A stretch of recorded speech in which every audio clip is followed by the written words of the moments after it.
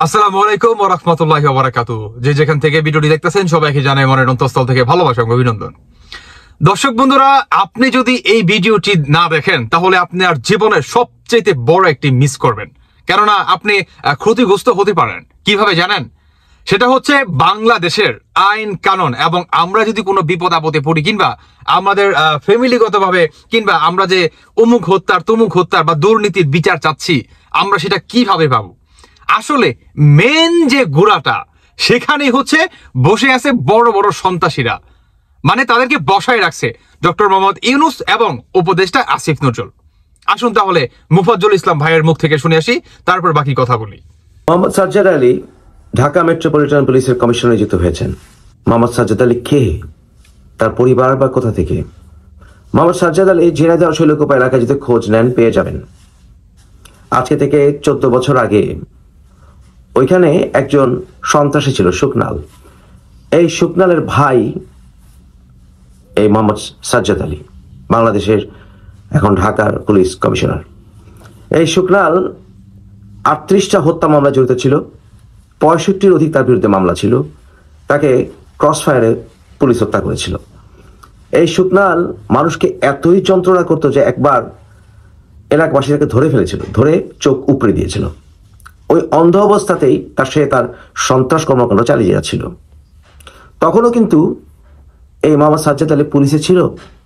তার ভাইয়ের বিরুদ্ধে সে কোনো রকম নিজ থেকে অ্যাকশন নেওয়ার কোনো পদক্ষেপ নেয়নি। এই গুন্ডা সন্ত্রাসী শুকনালের ভাই মোহাম্মদ সাজ্জাদ আলী। শুকনাল পূর্ব বাংলা কমিউনিস্ট পার্টির সাথে ইনভলভ ছিল। আরেকজন লোক যিনি কিনা বর্তমানে ডিআইজি, 3টি পদ ডিঙিয়ে উনি ডিআইজি হয়েছেন, যিনি ধরপাকড়ের সাথে ব্যাপকভাবে জড়িত। উনি কে? উনি হচ্ছেন তাহেরুল হক চৌহান। এই তাহেরুল হক চৌহান উনি জাহাঙ্গীরনগর বিশ্ববিদ্যালয় হর শাখার সেক্রেটারি ছিলেন, শিবিরের। উনি শিবিরের নেতা ছিলেন জাহাঙ্গীরনগর বিশ্ববিদ্যালয়। তাই জাহাঙ্গীরনগর বিশ্ববিদ্যালয়ের 95 থেকে 97 সেশনে যারা আছে তাদের থেকে খোঁজ নেবেন।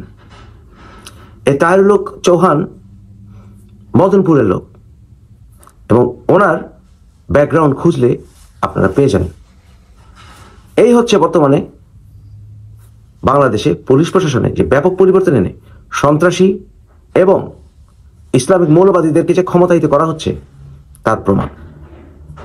তাই নেত্রকোনায় খবর নিন, ঝিনাইদহ, মদনপুর এই সকল এলাকায় খবর নেন। এই দুইজন সম্পর্কে সব জেনে যাবেন।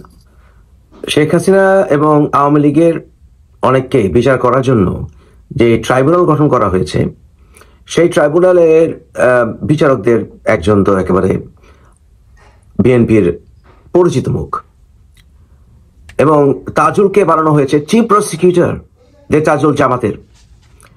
আর বর্তমানে পুলিশ প্রশাসন ভরে ফেলা হয়েছে সন্ত্রাসী পরিবারের সদস্য এবং শিবির নেতাদের দ্বারা। আপনি সুষ্ঠু বিচার আশা করবেন? পৃথিবী হাসবে। আমার চরম শত্রুর বিচার হোক সুষ্ঠু, এটাই আমি চাই। রাইট টু ফেয়ার ট্রায়াল, যে কারো মানবিক অধিকার। আজকে এই ভিডিওতে আপনাদেরকে নিয়ে যাব 2013 সালে।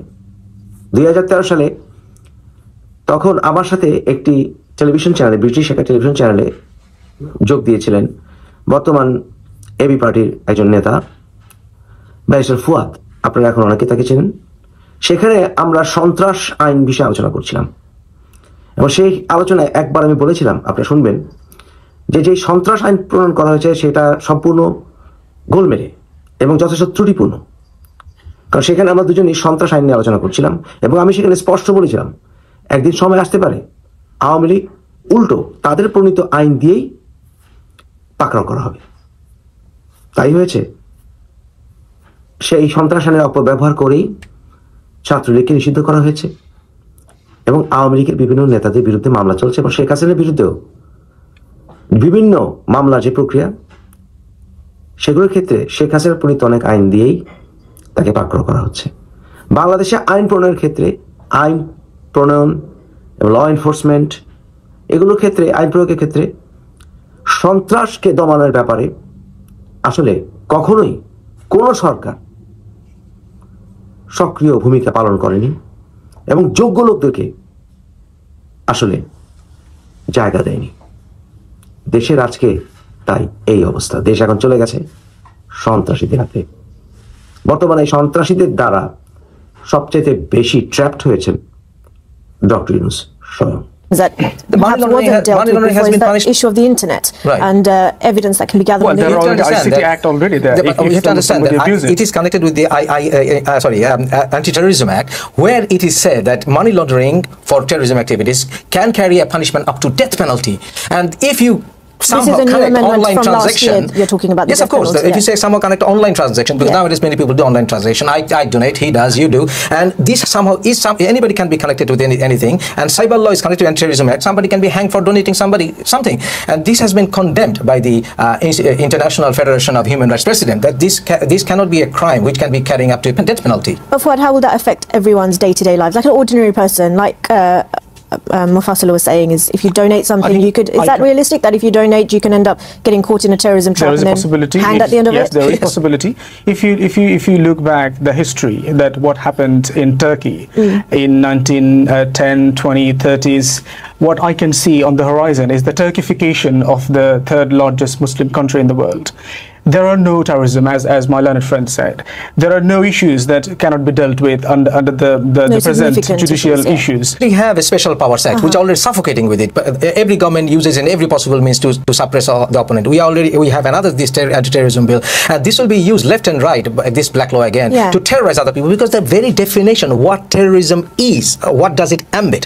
Because every nation has a different definition of terrorism, depending on a society. So what is terrorism itself? What does it come into? You mind it by saying that if you want to broaden the definition of Terrorism Act, the state-sponsored terrorism, the word terrorism itself came from terrorisme in 1793 in France. So it was a state-sponsored terrorism. So if a government carries out shooting indiscriminately of civilians, even one person is killed, the government, head of the government, can be tried under terrorism. So Sheikh Hasina is possibly will be tried in future for terrorism herself. ধন্যবাদ জানাই মুফাজ্জল ইসলাম ভাইকে। দর্শক বন্ধুরা, আপনারা কল্পনা করতে পারেন যে বাংলাদেশে বর্তমান এই অন্তর্বর্তীকালের সরকার কিংবা এই উপদেষ্টা আসিফ নজরুল ওনারা আসলে কাদেরকে বসায় রাখছে? এক একটা সন্ত্রাসীকে বসায় রাখছে। Can you imagine that? এটা ভাবা যায় ভাই? কোনোভাবে এটা ভাবা যায়? আজকে কোথায় আছি আমরা? আজকে আমরা নাকি বিচার চাচ্ছি। আসলে এই আসিফ নজরুল তিনি তো ডিরেক্ট বললেন যে জুলাই মাস থেকে 8 কিংবা 10 আগস্ট পর্যন্ত কোনো হত্যাকাণ্ডের বিচার কিংবা কোনো কিছুই হওয়া যাবে না, মানে টোটালি ব্যানিশ। আমার কথা হচ্ছে ভাই, আমরা বর্তমান আর তো নিরাপদ নাই। কারণ আমরা যে আজকে পুলিশ প্রশাসনের কাছে যাব কোনো একটা হেল্পের জন্য, আমরা কিভাবে পাবো? মেন গোড়াই তো সন্ত্রাসী মনে করেন বসে রয়েছে। আমরা আশা করতে পারি না তো। আপনি যেই হন না কেন, আপনি কিভাবে আশা করতে পারেন যে পুলিশ প্রশাসন একটা ভালো একটা দিকে যাবে? কারণ আমার গোড়াই তো নষ্ট। আজকে যদি মনে করেন গোড়া ভালো থাকতো, গোড়া থেকে ভালো কিছু একটা কি পুরা টিমটা, পুরা আপনার পুলিশ ডিপার্টমেন্টের সবাই মনে করেন ভালো কিছু একটা আশা করতে পারতো এবং তাদের মাধ্যমে জনগণ আপনার ভালো একটা সার্ভিস পেত। কিন্তু গোড়াই তো নষ্ট, গোড়াই তো সন্ত্রাসী। তাহলে বাংলাদেশের মানুষ বিচার পাবে কোথায় থেকে? আজকে যদি একজন আরেকজনকে মনে করেন মেরেও ফেলে, সেটার বিচারও তো পাবে না। যে নাকি বিচার চাইতে যাবে তাকে মনে করেন ধরে মনে করেন বিচার করা হবে। আর যে নাকি মনে করেন আপনার দিব্যি মনে করেন মানুষকে কি বলে গুম টুম হামলা মামলা করে মনে করেন নাজাহের একটা অবস্থা করবে, তারা মনে করেন সিনার উপরে সিনা টান করে মনে করেন তারা মনে করেন ঘোরাফেরা করবে। এই হচ্ছে বর্তমান আমাদের বাংলাদেশের অবস্থা। আমি ধন্যবাদ জানাই মুফাজ্জল ইসলাম ভাইকে, কেননা প্রতিটি বাংলাদেশের মানুষকে আমি মনে করি আমার ব্যক্তিগতভাবে, কেননা এই ভিডিওটি দেখাটা অত্যন্ত গুরুত্বপূর্ণ।